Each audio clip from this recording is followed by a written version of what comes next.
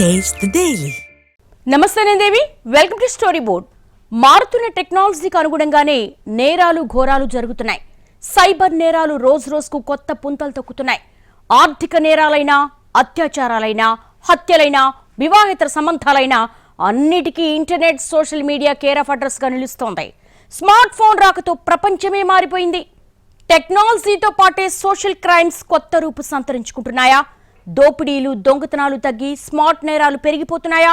ఇంటికి కన్నాలేసే కాలం నుంచి స్మార్ట్ గా దోచేసే యుగంలోకి మారిపోతున్నారా? సైబర్ కేటుగాళ్లు కాలు కదపకుండానే కాసులు కాజేస్తున్నారా? ఒకే ఒక క్లిక్ తో ఖాతాలను ఖాళీ చేసేస్తున్నారా? ఇంటర్నెట్, స్మార్ట్ ఫోన్లు చేతిలోకి వచ్చాక నేరాలు కూడా స్మార్ట్ గా చేసేస్తున్నారా? దోపిడీలు, దొంగతనాలు తగ్గిపోయాయి. దొంగలు క్రమంగా తగ్గిపోతున్నారు. మారుతున్న కాలానికి అనుగుణంగా నేరాలు జరిగే తీరు మారిపోతోంది. గతంలో దొంగలు పడితే ఇళ్లను గుల్ల చేసేవారు. ఒక చోరీ చేయాలంటే పక్కా ప్లాన్ ప్రకారం కన్నం వేసి ఉన్నదంతా దోచేసేవారు. దీంతో దొంగల నుంచి డబ్బు, బంగారాన్ని సేఫ్గా ఉంచుకునేందుకు జనం బ్యాంకుల వైపు మళ్లారు. బ్యాంకులో అయితే తమ సొమ్ము సేఫ్గా ఉంటుందని అకౌంట్లు తెరిచి ఖాతాల్లో జమ చేసుకుంటున్నారు. గతంలో తమ డబ్బు ఎక్కడికి పోదని గుండె మీద చేయి వేసుకుని నిద్రపోయేవారు. ప్రస్తుతం టెక్నాలజీ మారిపోయింది. కొత్త కొత్త ఆప్షన్స్ వచ్చాయి. జనం కాలు కదపకుండా అన్నీ ఇంటికొచ్చేస్తున్నాయి. జస్ట్ తమ చేతిలో ఉన్న ఫోన్లో యాప్ను ఓపెన్ చేసి ఆర్డర్ పెడితే చాలు. ఫుడ్ నుంచి పేస్ట్ దాకా నిమిషాల్లో వచ్చేస్తున్నాయి. కరెంటు బిల్లు కట్టాలన్నా, మున్సిపాలిటీకి ట్యాక్సులు కట్టాలన్నా, ఫోన్ బిల్లు కట్టాలన్నా, ఇంకెవరికైనా డబ్బు పంపాలన్నా బ్యాంకుకు వెళ్లి డబ్బు డ్రా చేయాల్సిన అవసరం లేకుండా పోయింది. స్మార్ట్ వర్క్ పెరిగిపోయింది. అన్నింటికీ చేతిలో ఉన్న ఫోనే వాడేస్తున్నారు. జస్ట్ ఒక్క క్లిక్తో డబ్బు పంపాల్సిన వారికి పంపుతున్నారు. అంతా టెక్నాలజీ మాయ. స్మార్ట్నెస్ పెరుగుతున్న కొద్దీ నేరాలు కూడా అంతే స్మార్ట్గా జరుగుతున్నాయి. గతంలో డబ్బు ఇంట్లో పెట్టుకుంటే దొంగలు కొట్టేస్తారన్న భయంతో బ్యాంకుల్లో జమ చేసుకునేవారు. ప్రస్తుతం బ్యాంకులో ఉన్న డబ్బు కూడా సేఫ్ కాదనే రోజులు పోయాయి. టెక్నాలజీ సహాయంతో సైబర్ నేరగాళ్లు స్మార్ట్గా మొబైల్కు ఓటీపీ లేదా లింక్ పంపి సొమ్ము కొల్లగొడుతున్నారు. లింక్పై క్లిక్ చేసినా, ఓటీపీ చెప్పినా ఇక అంతే సంగతులు. మీ అకౌంట్లో ఉన్న సొమ్ము క్షణాల్లో ఖాళీ అవుతోంది. ప్రస్తుతం బ్యాంక్ ఖాతా ఉన్న ప్రతి ఒక్కరికి స్మార్ట్ ఫోన్ కూడా ఉంది. ఇదే సైబర్ కేటుగాళ్లకు వరంగా మారుతోంది. దేశవ్యాప్తంగా రోజురోజుకి సైబర్ నేరాలు పెరిగిపోతున్నాయి. కొత్త కొత్త మార్గాలలో అందినంత దోచేస్తున్నారు. వివిధ రకాలుగా మోసానికి పాల్పడుతూ వందల నుంచి వేల కోట్ల రూపాయలు కాజేస్తున్నారు. కష్టపడి చెమటోడ్చి డబ్బు కూడబెట్టుకునేవారు కొందరు. కాలు మీద కాలేసుకుని వడ్డీలు, చక్రవడ్డీల పేరుతో ఆస్తులు సంపాదిస్తారు మరికొందరు. రోజంతా ఆఫీసులో పనిచేసి ఎన్నో విధాలుగా లక్ష్మీ కటాక్షం కోసం పరితపిస్తూ ఉంటారు జనం. కానీ టెక్నాలజీ యుగంలో పక్కవాడి సొమ్ము ఎలా కొట్టేద్దామా అని చూస్తున్నవారే ఎక్కువ. అందులోనూ ఇళ్ల మీద పడి దోచుకోవటం ఓల్డ్ స్టైల్. దర్జాగా సిస్టమ్ ముందు కూర్చుని లూటీ చేయటం నయా స్టైల్. నేషనల్ డేటాబేస్ ప్రకారం భారతీయులు ఏటా సైబర్ నేరాలతో కోల్పోతున్న మొత్తం 70,000 కోట్లు. రోజుకు నమోదవుతున్న కేసులు 6,000. ఇదే కొనసాగితే భవిష్యత్ ఊహించుకోగలమా? ఉద్యోగాల పేరిట వలవేసి ఆర్థికంగా దోచుకోవటమే కాదు, విదేశాలలో బానిసలుగా మారుస్తున్న దారుణాలు కూడా వెలుగు చూస్తున్నాయి. కష్టపడి సంపాదించడమే కాదు, ఆ కష్టార్జితాన్ని భద్రంగా కాపాడుకోవటం కూడా ముఖ్యమే. కానీ ఆ మాటే సైబర్ నేరాల ఉద్ధృతిలో మిథ్య అవుతోంది. వందల నుంచి వేల కోట్ల రూపాయలకు చేరుతున్న సైబర్ మోసాల్లో ప్రజల జేబులు గుల్లగుల్లవుతున్నాయి. కేవైసీ పేరుతో మొదలుకుని డిజిటల్ అరెస్టులతో దడ పుట్టించడం వరకు చెలరేగిపోతున్నారు సైబర్ కేటుగాళ్లు. నిమిషాల వ్యవధిలో జీవితాలను రోడ్ల మీదకు తెచ్చేస్తున్నారు. కొన్నిసార్లు సైబర్ ఫోరెన్సిక్ నిపుణుల్ని సైతం ఆశ్చర్యపరిచేలా నేరాలకు పాల్పడుతున్నారు. సామాన్యులే కాదు, ఉన్నత చదువులు చదువుకున్న వారు, టెకీలు, ప్రభుత్వ ఉద్యోగులు, డాక్టర్లు, ఇలా రకరకాల ప్రజలు సైబర్ ఉచ్చులో చిక్కుకుంటున్నారు. నిరక్షరాస్యుల కంటే చదువుకున్నవారే బాధితులుగా మారుతున్నారు. సైబర్ నేరాల్లో నష్టపోవటం కారణంగా కాపురాలే కూలిపోతున్న ఘటనలు కూడా ఇటీవల పెరుగుతున్నాయి.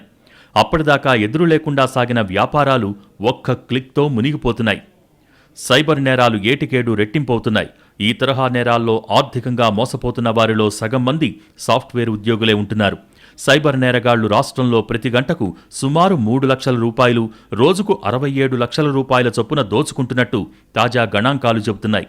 గత ఏడాది తెలుగు రాష్ట్రాలలో సంప్రదాయ నేరాలలో దొంగలు దోచుకున్న మొత్తం దాదాపు 300 కోట్లు పైనే. ఈ ఏడాది ఒక్క నెలలోనే 150 కోట్లు కొట్టేశారు సైబర్ నేరగాళ్లు. ఈ ఏడాది మొదటి 8 నెలల్లో అంటే జనవరి 1 నుంచి ఆగస్టు 31 వరకు ఒక్క తెలంగాణలో జరిగిన సైబర్ నేరాలపై తెలంగాణ సైబర్ సెక్యూరిటీ బ్యూరో విశ్లేషణలో సంచలన విషయాలు వెలుగుచూశాయి. రాష్ట్ర వ్యాప్తంగా సైబర్ నేరాలకు గురయ్యామని ఫిర్యాదుల నెంబర్ 1930కు సగటున రోజుకు 1600 కాల్స్ వస్తున్నాయి. వీటిలో ఆర్థికపరమైన మోసాలకు సంబంధించినవి సగం ఉంటుండగా 20% ఆర్థికేతర, 30% ఇతరత్రా ఉంటున్నాయి. బాధితుల్లో సగం మందికి పైగా అంటే 27,256 మంది సాఫ్ట్వేర్ ఉద్యోగులు, కొంతమంది ఇతర ప్రైవేటు ఉద్యోగులు ఉన్నారు. ఒక్క తెలంగాణలోనే జనవరి 1 నుంచి ఆగస్టు 31 వరకు 80,273 సైబర్ కేసులు నమోదయ్యాయి. కేటుగాళ్లు కొట్టేసిన మొత్తం అక్షరాల 1,300 కోట్లు. గత ఏడాది మొత్తం 707 కోట్లు దోచేస్తే ఈ ఏడాది మొదటి 6 నెలల్లోనే 707 కోట్లకు పైగా కొట్టేశారు. మొత్తం 8 నెలల్లోనే గత ఏడాదికి మించి బ్యాంకు ఖాతాల సొమ్ము కొల్లగొట్టారు. నిరక్షరాస్యుల కంటే సాఫ్ట్వేర్ ఇంజనీర్లు, ప్రభుత్వ ఉద్యోగులు, డాక్టర్లు, బాగా చదువుకున్నవారే ఆన్లైన్ మోసాల బారిన పడుతున్నారు. ఆన్లైన్ లింకులు, లేదంటే ఓటీపీలు, ఇంకా లేదంటే మోసపూరిత మాటలకు ట్రాప్లో పడుతూ లక్షలు క్షణాల్లో కోల్పోతున్నారు. సోషల్ మీడియా మనిషి జీవితంలో ఇది భాగమైపోయింది. మానవుల ఆలోచనలు, భావాలు, ఉద్వేగాలు, బంధాలపై ప్రభావం చూపుతోంది. సోషల్ మీడియా కారణంగానే బంధాలు బలహీనపడుతున్నాయా? వివాహేతర సంబంధాలు, హత్యలు, అత్యాచారాలు పెరిగిపోతున్నాయా? నిమిషాల ఆనందం కోసం 100 ఏళ్ల జీవితాల్ని చేజేతులారా నాశనం చేసుకుంటున్నారా? ఓ పక్క సోషల్ మీడియా, మరోపక్క ఆధునిక ప్రపంచపు పరుగులు. ఎవరినీ స్థిమితంగా ఉండనియటం లేదు. ఎవరి పరుగు వారిదే, ఎవరి జీవితం వారిదే. అక్క లేదు, చెల్లి లేదు, కట్టుకున్నవాళ్లు లేరు. ఆఖరికి కన్నవాళ్లను కూడా వదలటం లేదు. ఎవరినైనా చంపేస్తున్నారు. ఎంతకు తెగించైనా తమకు కావలసిందేదో చెయ్యాలనుకుంటున్నారు. విచక్షణ కోల్పోతున్నారు. చివరికి జైలు పాలవుతున్నారు. ఒకప్పుడు 2 వ్యక్తులు గొడవ పడితే అదో పెద్ద విషయం. కొట్టుకుని గాయాలైతేనే కథలుగా చెప్పుకునేవాళ్లు. ఇప్పుడు పక్కనే కత్తులతో పొడిచి చంపుతున్నా పట్టించుకునే పరిస్థితి లేదు. పట్టపగలు నడిరోడ్డుపై కత్తులతో పొడిచి చంపుతున్నారు. మర్డర్ అంటే అంత తేలిగ్గా మారిపోయింది. సోషల్ మీడియా ప్రస్తుతం మనుషులు ఇందులోనే కలుసుకుంటున్నారు. నవ్వుతున్నారు, ఏడుస్తున్నారు, అరుస్తున్నారు. అన్నింటికీ సోషల్ మీడియానే వినియోగిస్తున్నారు.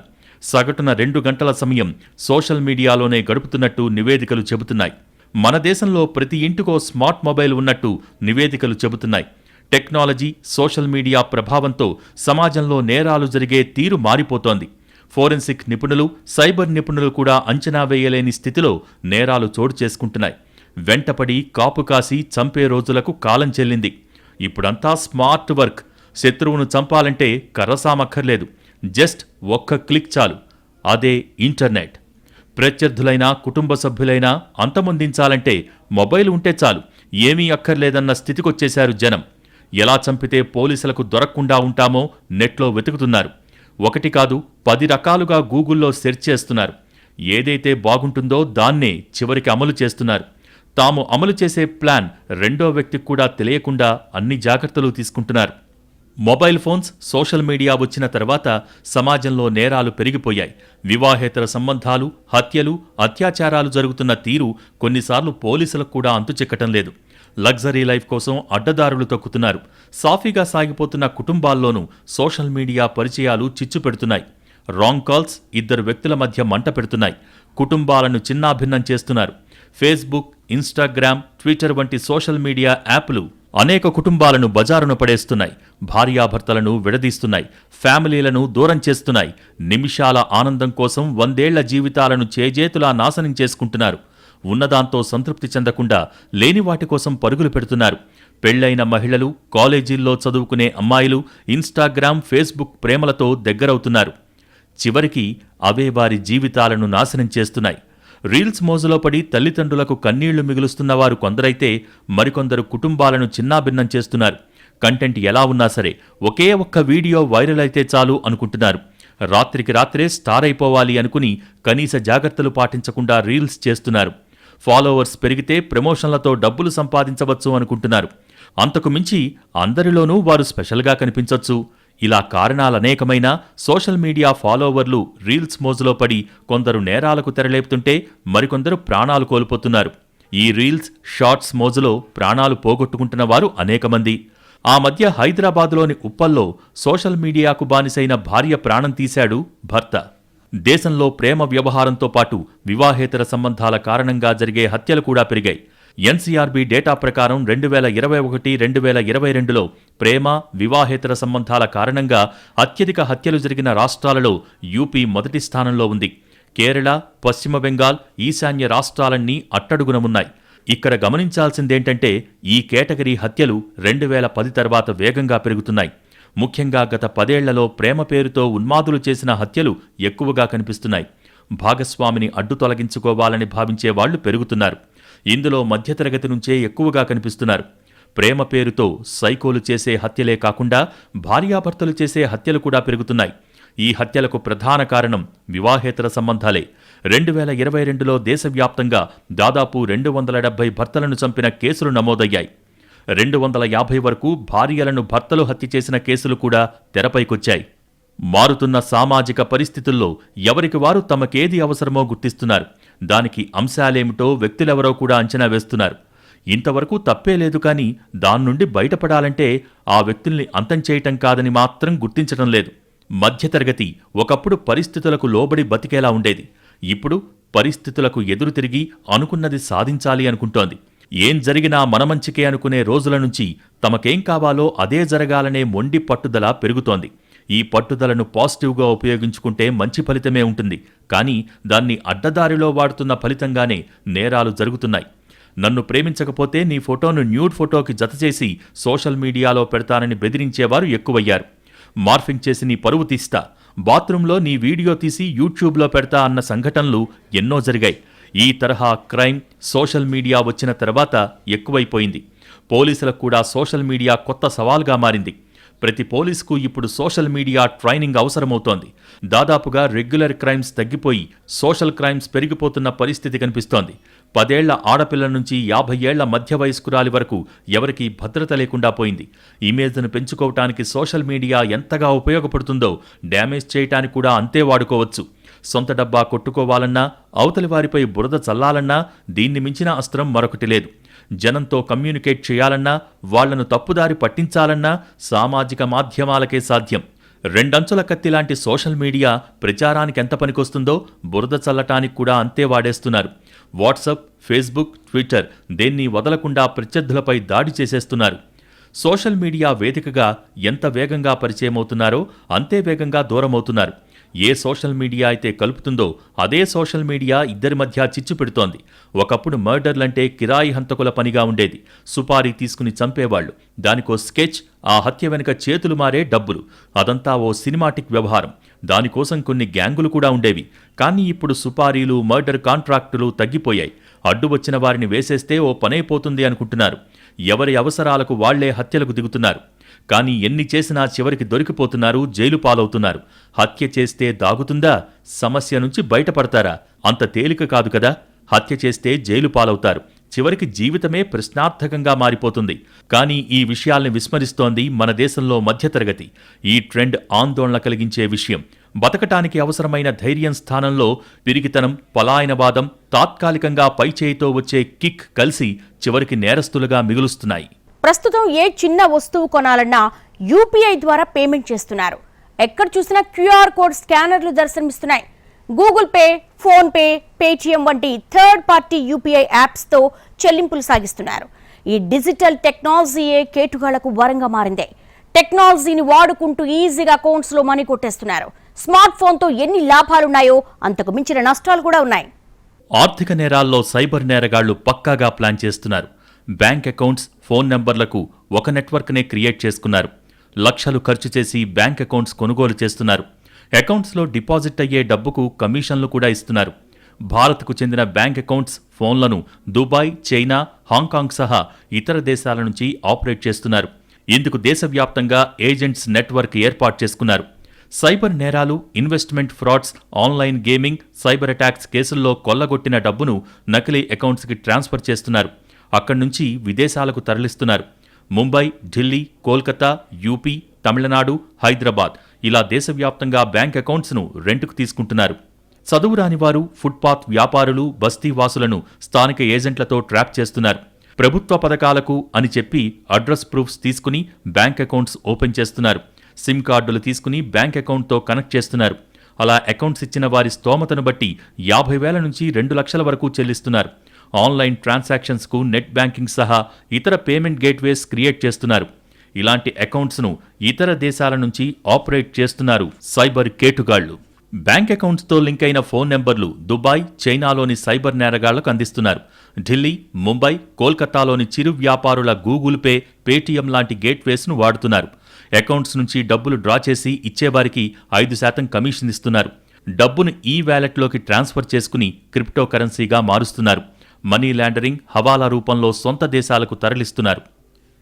నైజీరియన్స్, చైనీస్ ఫ్రాడ్ కేసుల్లో క్యాష్ రికవరీ చేయటమనేది పోలీసులకు సవాల్గా మారుతోంది. సైబర్ నేరాల్లో పోలీసులకు బ్యాంక్ అకౌంట్స్, ఫోన్ నెంబర్లు లభించినా అసలైన సైబర్ నేరగాళ్ల జాడ మాత్రం దొరకటం లేదు. అకౌంట్ ఓపెన్ చేసిన అడ్రస్కు వెళ్తే అక్కడ ఉన్నది నిరక్షరాస్యులు మాత్రమేనని పోలీసుల ఇన్వెస్టిగేషన్లో తేలింది. తమకు సొంత బ్యాంక్ అకౌంట్ ఉందనేది కూడా చాలామంది బాధితులకు తెలీదు. దీంతో సైబర్ మోసాలలో డబ్బులు ట్రాన్స్ఫర్ అయిన అకౌంట్ లభించినా క్యాష్ రికవరీ సాధ్యం కావటం లేదు. దీంతో ఒక్కో కేసును ఛేదించేందుకు పోలీసులకు నెలల తరబడి టైం పడుతోంది. ఇలాంటి కేసుల్లో అకౌంట్స్ అద్దెకిచ్చిన వాళ్లు తప్ప సైబర్ నేరగాళ్లు మాత్రం చిక్కటం లేదు. దీంతో అకౌంట్ హోల్డర్స్కు నోటీసులిచ్చి పోలీసులు వెనుదిరిగి వస్తుండటమే కాకుండా ఆపై కేసుల్లో ఇన్వెస్టిగేషన్కు బ్రేక్ పడుతోంది. ఇటీవల హైదరాబాద్ కేంద్రంగా ఇలాంటి భారీ సైబర్ క్రైమ్ కుంభకోణం బయటపడింది. సైబర్ కేటుగాళ్లకు సహకరించిన ఇద్దరు ఎస్బీఐ బ్యాంకు నుంచి 175 కోట్లు లావాదేవీలు జరిపినట్టు పోలీసులు గుర్తించారు. పాతబస్తీలోని షంషీర్గంజ్ ఎస్బీఐ శాఖలోని 6 నకిలీ బ్యాంక్ ఖాతాల ద్వారా ఈ లావాదేవీలు జరిగినట్టు నిర్ధారించారు. ప్రధాన నిందితుడు దుబాయ్ కేంద్రంగా పనిచేస్తున్నట్టు గుర్తించారు. కొంత డబ్బును క్రిప్టో కరెన్సీ ద్వారా దుబాయ్కి పంపించారు. అన్ని రకాలుగా నయాదారుల్లో కేటుగాళ్లు చెలరేగిపోతున్నారు. దేశంలో వేల కోట్ల రూపాయలను కొల్లగొడుతున్నారు. మెసేజ్లు, లింకులు పంపి ఖాతాల్ని ఊట్ చేస్తున్నారు. ఫేక్ కాల్స్తో ఓటీపీలు సేకరించి బురిడీ కొట్టిస్తున్నారు. సో ఈ సైబర్ నేరగాళ్ల ఉచ్చులో పడకుండా ఉండాలంటే అందరూ కొన్ని జాగ్రత్తలు తీసుకోవాలని పోలీసులు, బ్యాంకర్లు సూచిస్తున్నారు. ఆన్లైన్ ద్వారా సులభంగా అధిక డబ్బును సంపాదించవచ్చని ఆశ చూపే యాప్లు, మెసేజ్ల జోలికి వెళ్లకండి. ఉద్యోగ ఆఫర్ పేరుతో వచ్చే మెసేజ్ల పట్ల జాగ్రత్తలు పాటించండి. అధికారిక వెబ్సైట్లు, యాప్ల ద్వారా ఉద్యోగ ఆఫర్లు, పెట్టుబడి అవకాశాల చట్టబద్ధతను ధృవీకరించండి. మీ వ్యక్తిగత ఆర్థిక వివరాలను తెలియని వ్యక్తులతో పంచుకోవద్దు. మీ బ్యాంక్ అకౌంట్ల వివరాలు తెలియని వ్యక్తులతో పంచుకోవద్దు. చాటింగ్ యాప్లలో షేర్ చేయొద్దు. ఇలా చేస్తే మీరు మోసపోయే అవకాశాలు పెరుగుతాయి. తెలియని నెంబర్స్ నుంచి వచ్చే లింకులు, ఫైల్స్ డౌన్లోడ్ చేయకండి. ఏదైనా సైబర్ మోసం జరిగితే, ఎవరైనా దీన్ని చేయటానికి ప్రయత్నిస్తుంటే వెంటనే సమాచారాన్ని సైబర్ క్రైమ్ పోర్టల్కి తెలియచేయండి. లేదా సహాయం కోసం 1930 నెంబర్కి కాల్ చేయొచ్చని పోలీసులు చెబుతున్నారు. గుర్తు తెలియని వ్యక్తులు పంపించే ఓటీపీలు, లింకులు, ఏపీకే ఫైల్స్ ఓపెన్ చేయవద్దని పదే పదే పోలీసులు చెబుతున్నారు. అయినప్పటికీ టెకీలు, ప్రభుత్వ ఉద్యోగులు సైబర్ కేటుగాళ్ల చేతిలో మోసపోతూనే ఉన్నారు. దేశంలో ఏటేటా పెరుగుతున్న సైబర్ చీటింగులు అందరినీ కలవరపెడుతున్నాయి. బ్యాంకులు ఎంతో సేఫని అకౌంట్స్లో డబ్బులు దాచుకుంటే కేటుగాళ్లు కొట్టేస్తూ ఉండటం ఆందోళన పరుస్తోంది. డిజిటల్ పేమెంట్స్ వైపు ఎక్కువ మంది మొగ్గు చూపిస్తున్న ఈ తరుణంలో సైబర్ నేరాలు టెన్షన్ పెడుతున్నాయి. వీటి నుంచి రక్షణ కల్పించాలని జనం కోరుతున్నారు. సోషల్ మీడియా, సైబర్ నేరాల విషయంలో ఎప్పటికప్పుడు ప్రజలు అప్రమత్తంగా ఉండాలని పోలీసులు సూచిస్తున్నారు.